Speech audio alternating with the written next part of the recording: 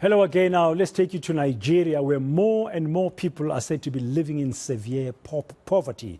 Recent data from the National Bureau of Statistics of Nigeria shows that more than 133 million Nigerians are suffering from multidimensional poverty. That's about 63% of the country's population. Meanwhile, the number of youth engaging in drug and substance abuse has surpassed 10.5 million mark. Well, let's discuss these issues now with our Nigerian correspondent, Tesem Akende, joining us from Jos. Tesem, good afternoon. Thank you for your time here on today. So, the levels of poverty seeming to be deepening in Nigeria, with about 63% of the population said to be suffering from multidimensional poverty. That's a very dire situation. Just break down the numbers for us. Yes, indeed. It's really a disturbing situation here in Nigeria. And looking at the causes, we've been really disturbed as well. We're looking at the causes. Insecurity is one of them. Nigeria is battling an insurgency. Many people, according to the United Nations Refugee Agency, 3.2 million were displaced, and many of them were farmers who had family members. I mean, it's been so much of a bad situation because livelihoods have been lost. So the whole cycle, the whole situation has really been bad. So these are really the issues. And so looking at, and of course we've had flood this year. So a lot of people, farmlands washed away, many are displaced. The UN said over 2 million were displaced. Of course, they've started leaving IDP camps now. But indeed, it's been a very sad situation. People, so it's really, the issues are multidimensional. So yes, it's a sad situation, really. Yeah, Tesem, is there an idea that the pandemic has worsened matters, like in other parts of the world?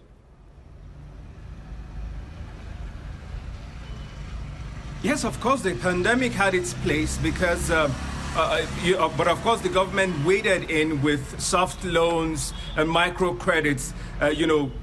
People had to take up, people like those who were in the hospitality industry, hotels, restaurants and all of that, they had to shut down at some point because, I mean, these were identified spots for people to actually pick up coronavirus. So that actually led to job losses. So the chain continued over and over and over. So the recovery process, yes, government has given out credits and monies and all of that for people to pick up again. But of course, it takes a whole process. We're hoping that people will get, but a lot of people have gotten back.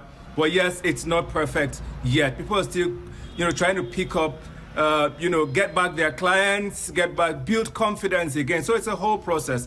Yeah, so to answer you, COVID-19, as elsewhere in the world, affected the numbers here in Nigeria as well.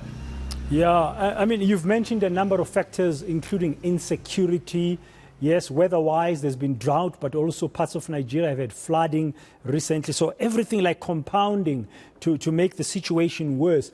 The government, I mean, are they looking at these numbers of 133 million Nigerians who are suffering from multidimensional poverty and thinking we need to intervene? Has there been any word of government or any comment on the data that has come out from the National Bureau of Statistics?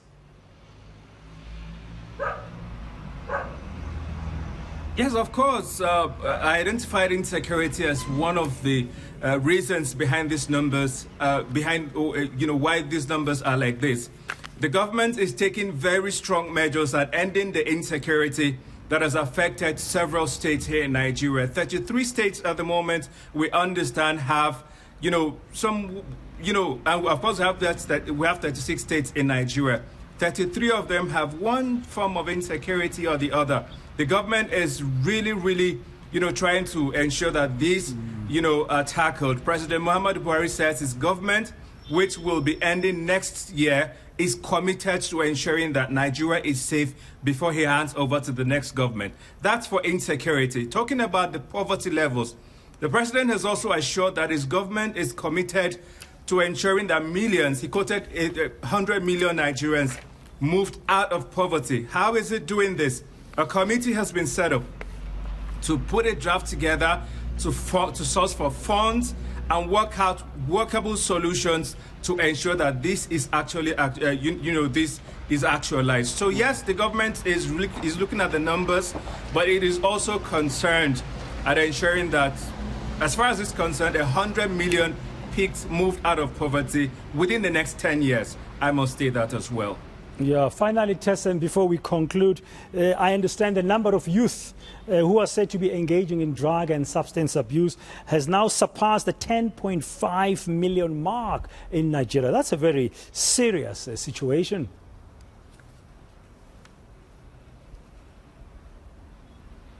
Yes, indeed, it's a very, very serious situation. Of course, the Nigerian National Drug Law Enforcement Agency, the agency that is actually monitoring the situation, says it also has a ripple effect on why the security issues have continued to linger. But it has also narrowed it down to the millennials and the Gen Z, the very young people who were maybe born between the year 2000, and maybe very young people abusing alcohol, abusing drugs like marijuana, and a few others. So it's really disturbing, but of course, the government has also mandated this agency.